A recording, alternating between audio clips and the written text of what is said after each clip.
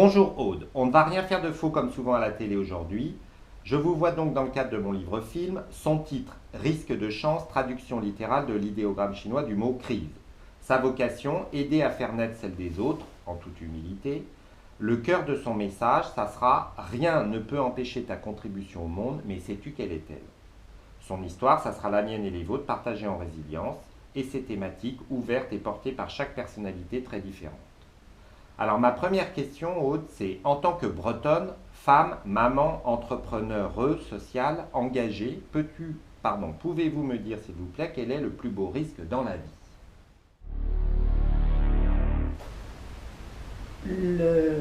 La réussir.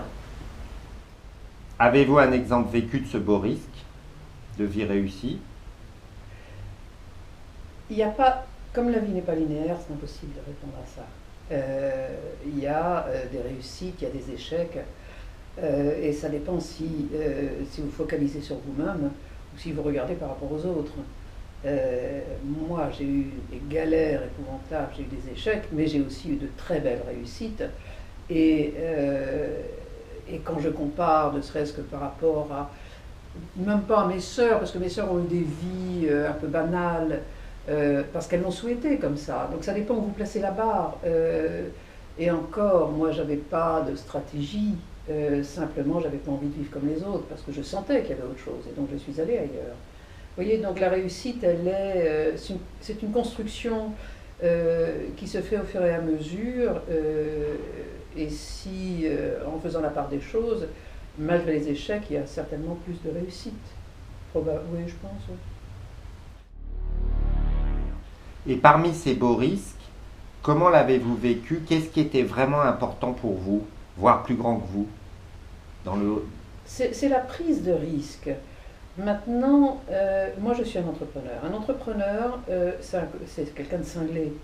Un entrepreneur est quelqu'un qui ne mesure pas toujours le risque, mais qui va en prendre parce que attiré par... on n'est pas attiré par le risque.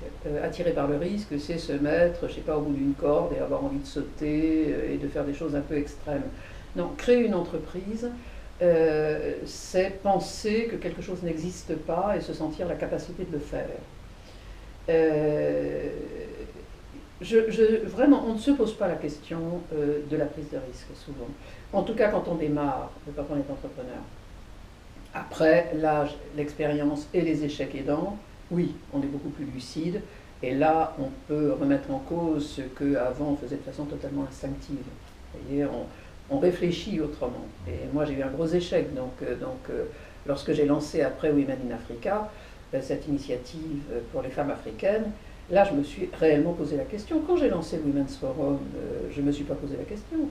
J'y suis allée, pourquoi? Parce que je voulais aller à Davos, au World Economic Forum, que j'ai jamais eu de réponse.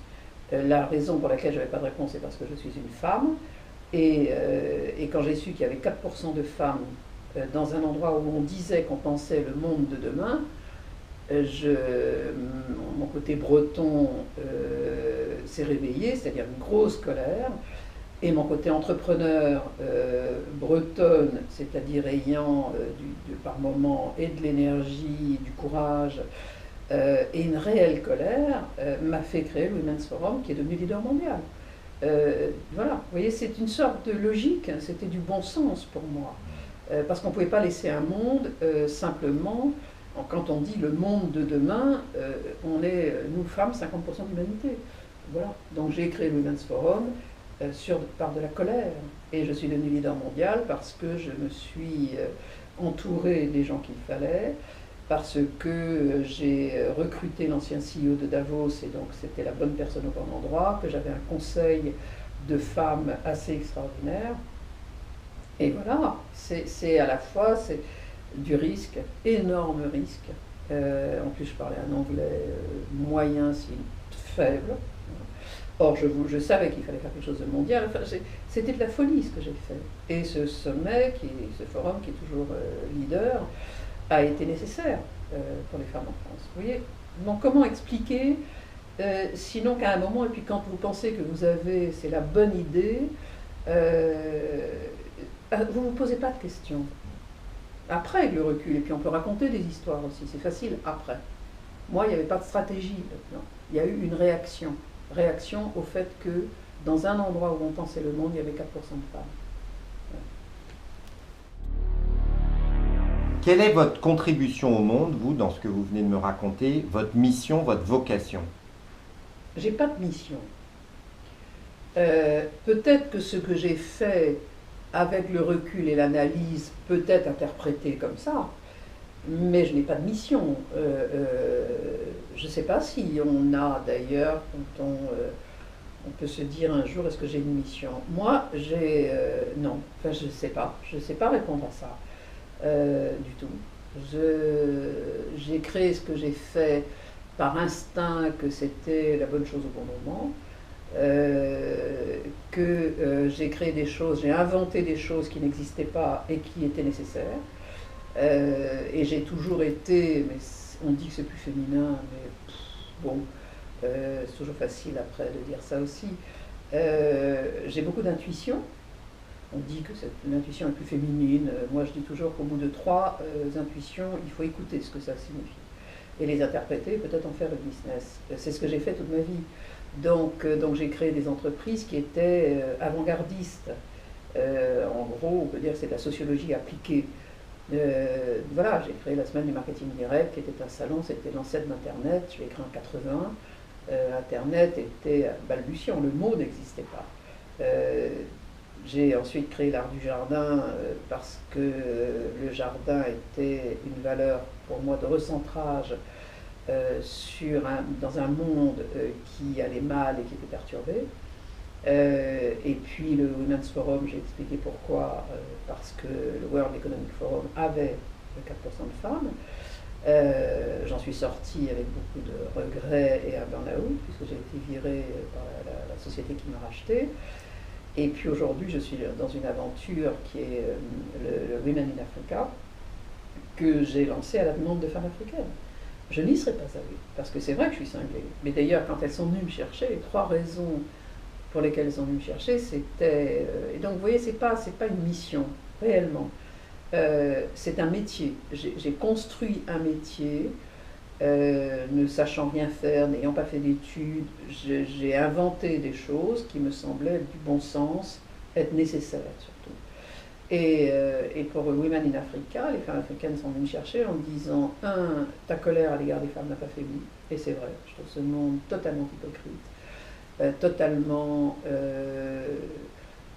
dans la bonne conscience que oui, nous avons des quotas en France, mais plus il y a des femmes dans les conseils d'administration, moins il y en a dans les COMEX, donc la société est totalement hypocrite par rapport à ça.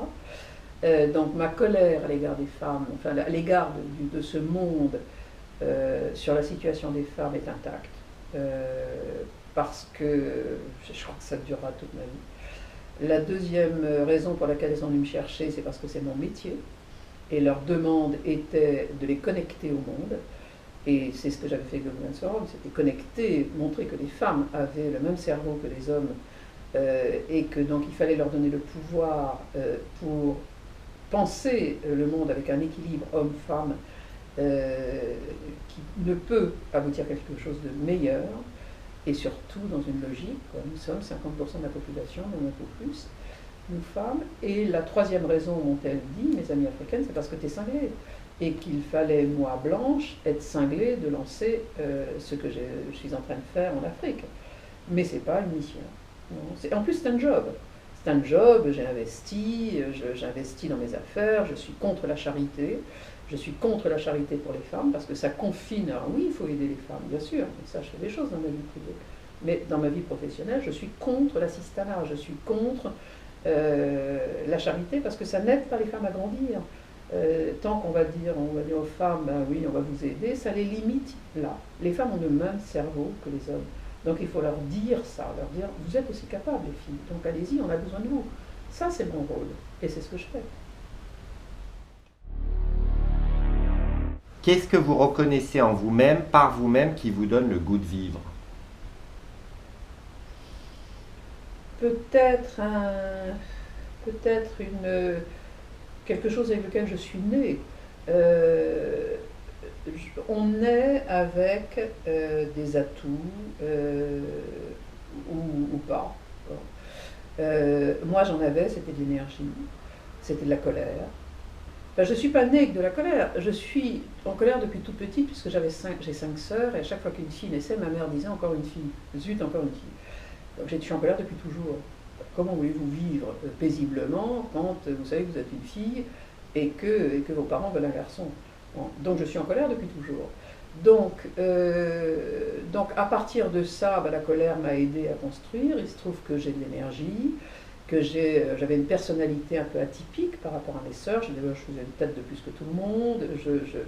Et donc j'avais quelque chose que j'ai senti et sur lequel j'ai surfé, mais sans en avoir conscience. Rien n'est une construction, enfin quelque chose d'analysé pour dire j'ai ça, je vais faire ça. Donc j'étais comme ça et j'ai fait au fur et à mesure. Face aux difficiles, Aude, n'est-ce pas souvent en s'ouvrant à toute autre chose que les solutions naissent? Oui, mais ça c'est facile à dire. Parce que c'est pas parce que vous vous dites ça ou que vous vous dites ah il y a des malheurs sur terre donc je vais faire quelque chose. Non, ça c'est du blablabla, blablabla. Et c'est se donner bonne conscience parfois. Non, c'est soit vous observez les choses, vous les sentez et puis vous y allez. C'est souvent beaucoup plus naturellement, instinctivement, je crois, que les choses se font. Moi, en dehors de faire ce que je fais pour les femmes, et c'est mon métier, donc c'est pas, je fais pas du footing d'assistanat, non, je fais un métier qui est censé, là je gagne pas encore d'argent avec cette boîte, mais me rapporter de l'argent. Il n'y a pas, c'est pas, on me l'a souvent accusé, elle s'occupe des femmes et elle gagne de l'argent, mais où est le problème? Où est le problème? Je suis pas une fondation, enfin j'ai pas une ONG, j'ai pas de fortune pour faire ce que je fais. Et heureusement que je n'en ai pas. J'aurais jamais fait ça si j'avais eu de l'argent. Mais à côté de moi, enfin dans ma vie, je fais autre chose. Moi, je m'occupe de jeunes filles d'un lycée à Noisy-le-Sec depuis 2011, parce que Simone Veil m'a présenté une femme, Samia, qui est une prof d'anglais dans ce lycée, qui est une femme absolument admirable, que vous devriez interviewer. Alors voilà une femme exceptionnelle, qui a une sorte de don de l'autre, et qui a consacré sa vie aux autres. Et maintenant, je suis dans l'association dont elle est présidente. Je suis une des 2 présidentes d'honneur. Et on s'occupe, on travaille sur les sujets du racisme et de l'antisémitisme, parce que c'est un truc qui est terrible en France. Et notre façon à nous d'avancer, c'est qu'on en fait des voyages à Auschwitz, où on emmène des élèves de ce lycée, et maintenant leurs mamans. On ne fait ça qu'avec des femmes, parce que sinon les hommes, les maris, oncles, frères empêcheraient les filles de venir, les femmes. Voilà, pourquoi est-ce que je fais ça? Parce que j'ai rencontré Samia, que j'aime cette femme, qu'elle est admirable et que, voilà, vous voyez, il n'y a pas, une fois de plus, rien n'est calculé. Au fur et à mesure, les choses se font comme elles arrivent, et c'est là où notre propre sensibilité se met en route ou pas. Il y a des gens qui ne l'ont pas. Moi, je connais plein de gens qui n'ont pas de sensibilité, ou qui n'ont pas envie de faire, qui se contentent d'avoir une vie facile ou pas, agréable ou pas, qui ne se posent pas de questions, et c'est sans doute mieux. D'ailleurs, moi, je passe ma vie à me torturer. Non. Alors, c'est agaçant. On fait les psys aussi pour ça. Donc, je vois les psys quand c'est nécessaire. Oui. Voilà. Et au moins, je fais. Est-ce un risque de chance d'être d'origine bretonne, dans une famille de 6 filles? Et je rajoute celle-ci, est-ce un risque de chance également de quitter Odette, votre prénom de naissance, pour devenir Calamity Jane, votre surnom petite, puis Aude? La question, c'est est-ce une chance? Ouais, est-ce un risque de chance Non. de passer de Odette à Aude en passant par Calamity Jane? Non, c'est pas une chance. Je ne sais pas répondre à ça. Non, non, c'est pas une chance, je l'ai voulu. Enfin, je l'ai voulu. J'ai eu un prénom que je détestais. Non. Parce que on avait, en Bretagne, on avait une marraine, un parrain. Mon deuxième prénom, c'est Augustine, parce que mon parrain s'appelait Auguste. Mon troisième prénom, c'est Marie, comme toutes mes sœurs. Même les hommes s'appelaient Marie. Donc j'ai détesté ça. Et après, ma mère qui me disait Calamity Jane, elle savait à peine ce que ça voulait dire, mais quelqu'un lui avait parlé de ça, elle ne savait pas ce que ça voulait dire. Je suis sûre, enfin si, elle savait que c'était quelqu'un qui avait, enfin, qui était vif, vous voyez, qui refusait, qui était en colère. Moi, j'étais en colère tout le temps. Et puis, voilà, je suis arrivée à Paris très tôt, affublée de ce prénom que je détestais, et j'ai demandé à un juge si je pouvais le changer. Voilà. Vous voyez, c'est pas une chance, je l'ai voulu. Vous voyez, une chance, c'est quelque chose qui vous tombe dessus. Moi, rien ne m'est tombé dessus, sinon des choses plus difficiles. Donc j'ai transformé ce qui était difficile en quelque chose, mais c'est pas une chance de ce fait. Mais par contre, c'est un risque de chance. C'est exactement ça. Transformer un danger en opportunité. C'est pas un danger non plus, là, sur le dernier point. C'est pas un danger. Une difficulté. Je considérais que j'aimais pas. Moi, j'ai essayé de faire ce que je n'aimais pas, de le transformer en quelque chose que j'aimais, parce que sinon c'est chiant la vie. De vivre petitement, moyennement, comme les autres et tout. Moi je suis dotée d'une personnalité forte, contrairement à mes sœurs. C'est comme ça. Je veux dire, vous savez, c'est comme quand on a un peu de charisme. Ça ne s'invente pas, le charisme. On naît d'une certaine façon. Moi, je suis née avec des choses que mes sœurs n'avaient pas. Ces choses que j'avais, c'était de la volonté, du courage, de la colère. Surtout toujours de la colère. Et donc j'ai transformé, j'ai surfé sur ce que j'avais, ce que je sentais pour faire, pour agir. Quand j'agis pour les femmes, je dis c'est parce que c'est un combat qui me convient bien. Vous voyez, et parce que j'ai cette force de soulever des montagnes, la plupart du temps inconsciemment. Si j'avais su tout ce que ça me coûterait, tout ce que ça a demandé d'énergie, d'argent, de sacrifice, est-ce que je l'aurais fait? J'en sais rien. La réponse est probablement oui, parce que je suis cinglée. Mais c'est ça la vie. Et c'est prendre conscience que on a de ces différences. Mais j'en ai pris conscience, ça m'a coûté une blinde avec les psys. C'est pas, vous voyez, parce que cette énergie que j'ai, ou cette force que j'ai, cette colère, à un moment il faut canaliser aussi, parce que j'avais envie en même temps d'être heureuse. Il se trouve que dans ma vie, je suis très heureuse. Je suis mariée depuis 30 ans, avec un homme merveilleux. Bon. Et pour ne pas lui faire subir mes états d'âme, mes tristesses, mes angoisses, déjà qu'il partage souvent, bah, j'ai payé des psys. Voilà. Dépenser des fortunes aussi. Mais ça aide dans le quotidien et à un moment, et moi je conseille toujours aux femmes, allez-y, en plus c'est remboursé par la sécurité sociale. Moi je ne le fais pas, parce que je considère que je ne dois pas amplifier le déficit de la sécu avec mes propres traumatismes, mes propres problèmes. Mais quand une femme ne peut pas le payer tout seul, c'est remboursé et elle doit y aller. Ce sont des médecins, ce sont des thérapeutes qui sont là pour alléger le quotidien. Et c'est une chance formidable que d'avoir ça, de pouvoir en bénéficier, d'avoir la sécurité sociale pour payer ça, pour les gens qui peuvent.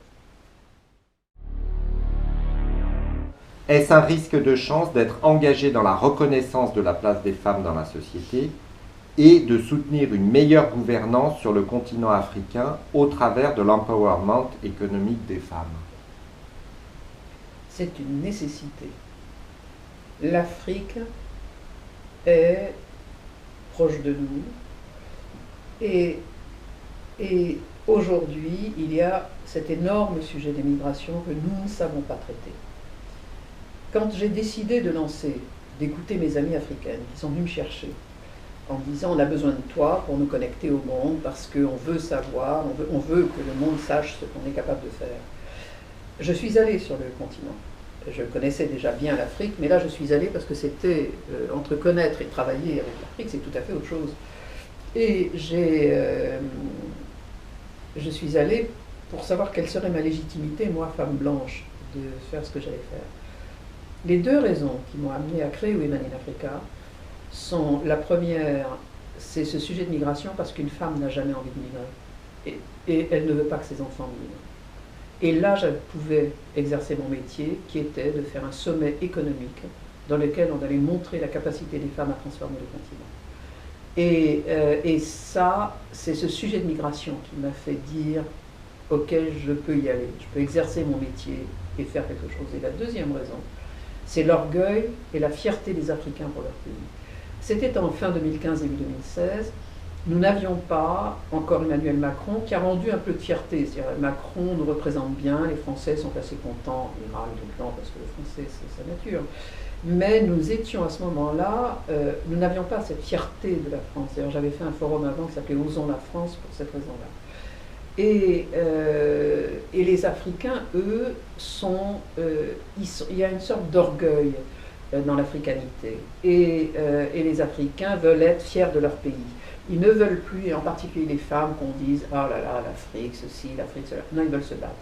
Et j'ai trouvé que c'était un élément formidable pour quelqu'un comme moi, en dehors du sujet de migration, qui était le sujet majeur qui pouvait justifier que j'investisse pour faire un sommet économique mondial. C'était cette fierté que nous n'avions pas en France. Et ce qu'on a lancé avec une équipe, et aujourd'hui avec une présidente africaine, parce que j'ai démissionné de tout ce que j'ai fait. Parce que j'ai été, je ne vais pas rentrer dans l'histoire, mais j'ai été très attaquée. Parce que tout le monde disait c'est formidable ce que vous faites, c'est dommage, vous êtes blanche. Et donc c'était compliqué. Et je comprends assez bien ça, parce que les Africains ont été, beaucoup de pays ont été colonisés, qu'ils ont une relation très schizophrénique, l'Afrique francophone en particulier.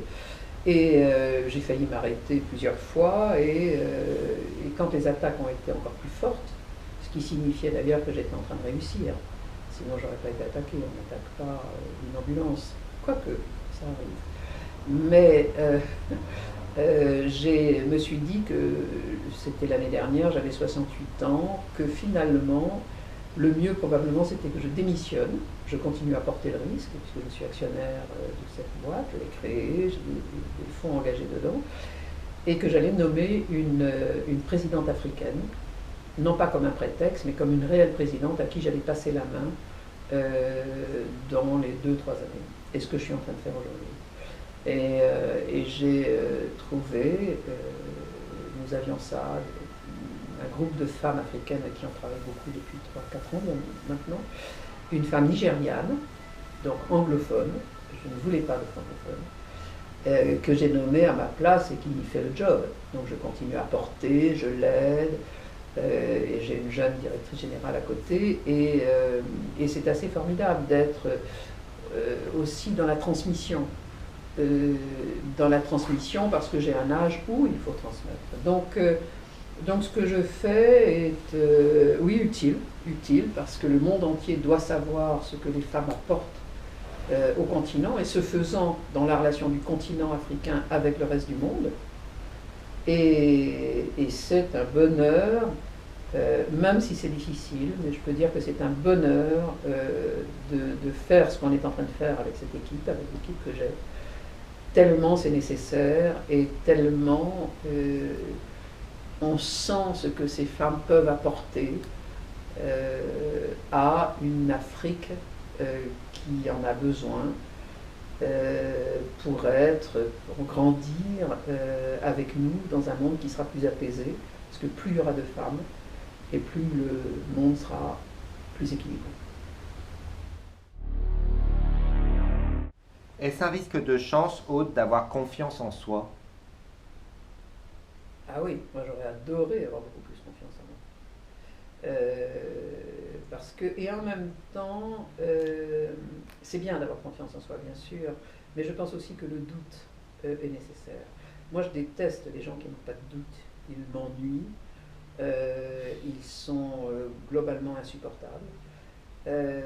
Et trop de confiance, elle est nécessaire. Avoir confiance permet quand même d'y aller par rapport à d'autres qui sont trop torturés. Mais je pense qu'il faut un mélange de confiance et de doute. Moi, j'ai construit dans le doute, aujourd'hui encore, tous les jours, quand on bosse sur Women in Africa, on se pose la question, vous ne pouvez pas savoir à quel point on analyse la moindre chose qu'on fait et on est dans le doute jusqu'à ce qu'on ait des réponses. On va chercher la réponse pour avancer et travailler aux côtés de ces femmes et avoir confiance à ce moment-là dans ce qu'on va lancer. Vous voyez, les deux sont nécessaires, je crois. Est-ce un risque de chance, Aude, de faire de l'éducation des femmes un enjeu de santé publique? Évidemment. Évidemment. Mais dans le mot, enfin, dans la question, vous avez utilisé deux choses, c'est éducation et santé. Il n'y aura pas de santé s'il n'y a pas d'éducation, déjà. Donc il faut reposer les choses autrement.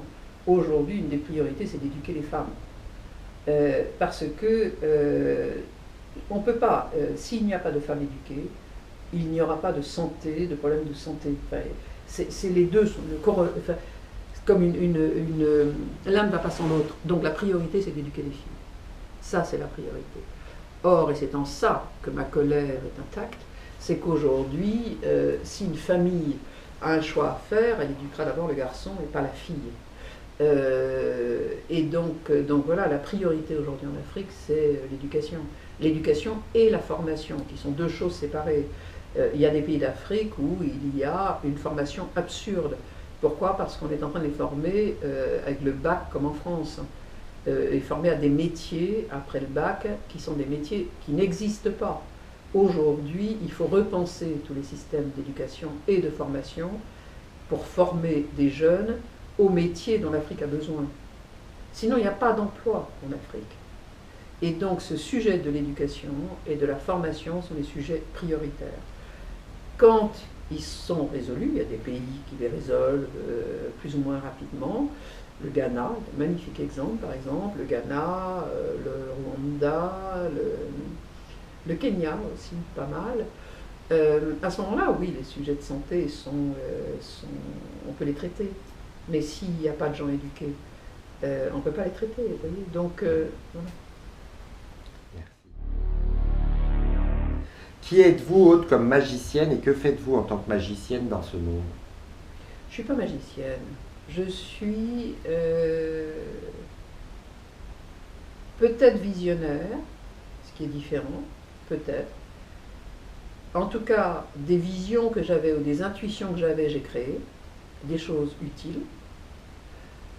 Et de ça, je suis très fière. Vous voyez, j'ai la fierté de ce que j'ai fait. Je ne le fais pas de façon démesurée, parce que je traîne un échec et que souvent, malheureusement, il domine encore, et je le vois plus, je suis plus sensibilisée par mon échec que par les réussites que j'ai eues. Mais si je suis... il faut que j'arrête de me torturer. Je pense que j'ai fait avancer les choses pour les femmes et j'ai pas fini surtout. Voilà, j'ai surtout pas fini. Que voudriez-vous voir se réaliser dans le monde au travers de vous ou au-delà de vous? Qu'on soit plus nombreuses, que les femmes soient plus attentives aux autres femmes, que lorsqu'elles ont la chance d'être nées dans des pays comme les nôtres, où nous avons tout, elles arrêtent de se plaindre qu'elles regardent ce qui ne fonctionne pas à côté, que si elles s'ennuient, on est à un âge, je le vois bien, moi j'ai plein de copines qui se sont arrêtées, elles vont plutôt mal, mais à ce moment-là qu'elles fassent des choses. Je trouve que il n'y a pas... Je trouve que enfin, je comprends pas, moi, les gens qui s'ennuient, les gens qui ne sentent pas, les femmes en particulier, peuvent apporter quelque chose. qu'il y a tellement de choses à faire, tellement de choses à faire, que moi je pourrais te donner 200 idées, une par jour, là, dans les mois qui viennent, pour que ces femmes fassent des choses pour aider, pour soutenir. Et c'est pas, quand je dis ça, c'est pas aider au sens oh là là, il faut aider le monde qui va mal, puisque je suis contre l'assistanat. Il y a un moment, être conscient qu'on vit dans un pays incroyable, un des meilleurs au monde, un des plus beaux.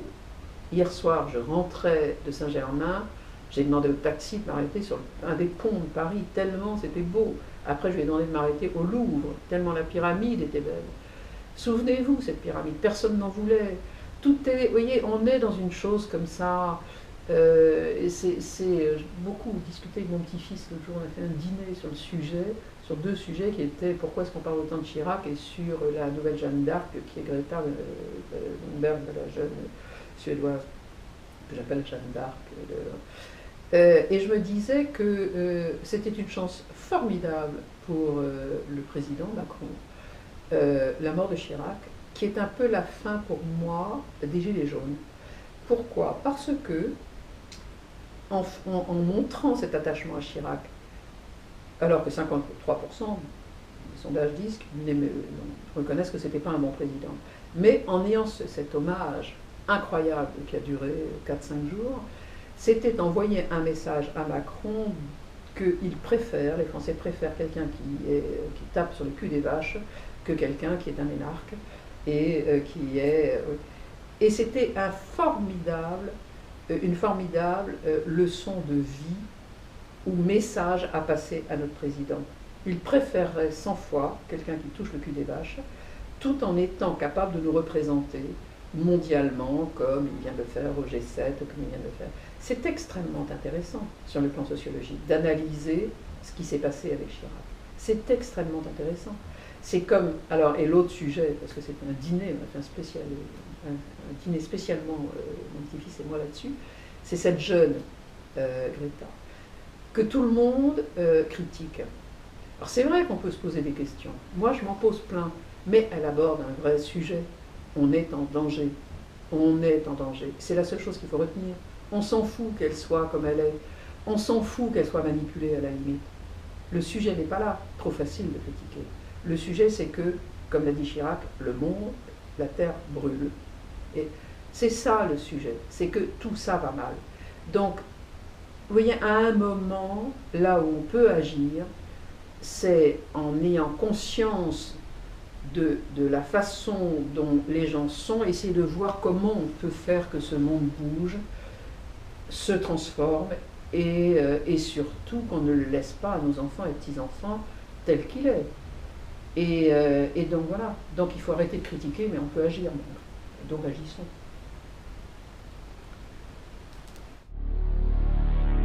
Aude, partagez-vous la vision de Jean Vanier, que j'ai donc eu la grâce d'interviewer avant son envol. Il a écrit un livre qui dit « Chaque personne est une histoire sacrée ». Ah oui, oui, oui. Oui, je pense que c'est... Oui, oui, oui. Il y en a qui ne sont plus que d'autres sacrés. Parce qu'il y en a qui ont des vies moins banales que d'autres. En gros, les gens qui ont des vies banales, non. Mais ceux qui ont eu... c'est pas une chance, hein, une fois de plus, on est avec quelque chose. Et être capable de transformer ce avec quoi on est en quelque chose est bien. Heureusement, tout le monde n'est pas non plus, vous voyez, avec quelque chose, parce que je ne sais pas si ce serait supportable un monde avec autant de... Donc voilà, mais oui, c'est très juste. Qu'est-ce que vous vivez dans votre vie que vous souhaiteriez voir continuer? Le regard de mes petits-enfants et leur lucidité sur le monde qui se prépare. Avez-vous un défaut dont vous souffrez, Aude? Oh oui, pas qu'un.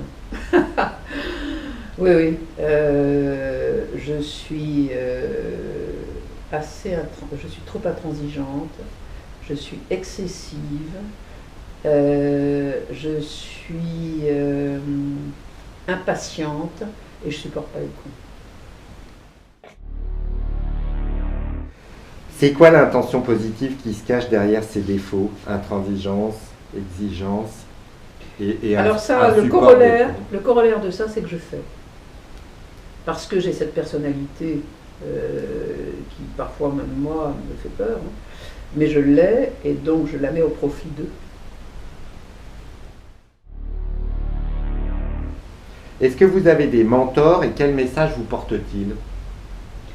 Je n'en ai plus, vous savez, j'ai 69 ans, mais je tire d'autres beaucoup de choses. Mais c'est plus des mentors, ce ne sont pas des mentors dans l'acception du terme, c'est ce que je retire de livres par exemple. Vous voyez, plus, j'ai eu des mentors évidemment, mais aujourd'hui c'est plus dans la lecture de grands de ce monde que je continue à grandir. J'ai beaucoup lu cet été, puisque le sommet Women in Africa ayant lieu en juin, j'avais un mois de juillet, et d'ailleurs je suis devenue cinglée tellement je m'ennuyais à la fin. Trop longues vacances. Mon cerveau n'était pas assez agité, donc malgré tout ce que j'ai lu, et j'ai lu des livres formidables qui ont été, dans lesquels qui m'ont permis de grandir. Et le dernier que j'ai lu avant de reprendre était Toutes les histoires d'amour de George Sand. Et j'ai adoré. J'ai adoré la liberté de cette femme. J'ai adoré ce qu'elle a apporté comme exemple aux femmes.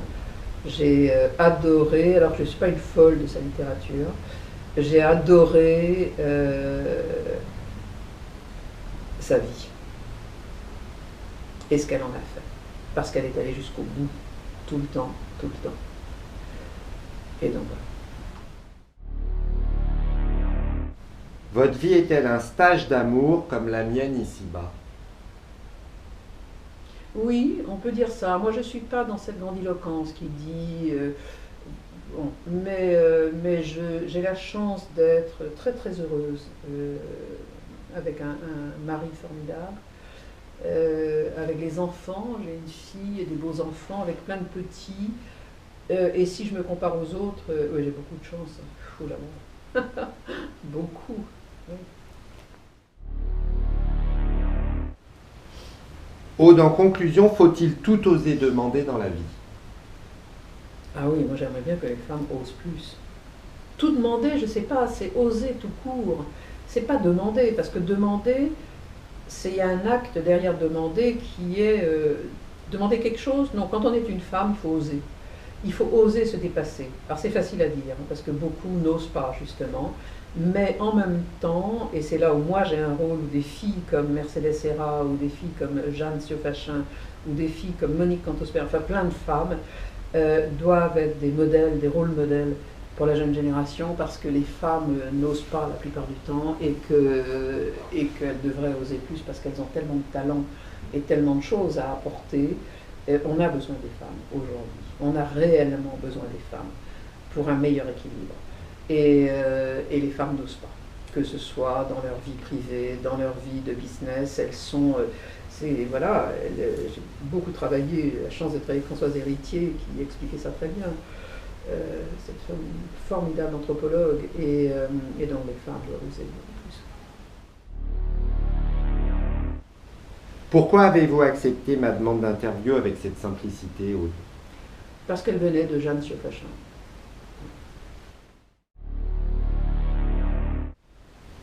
Donc c'est quoi le plus beau risque dans la vie, en un mot, s'il vous plaît? La vivre.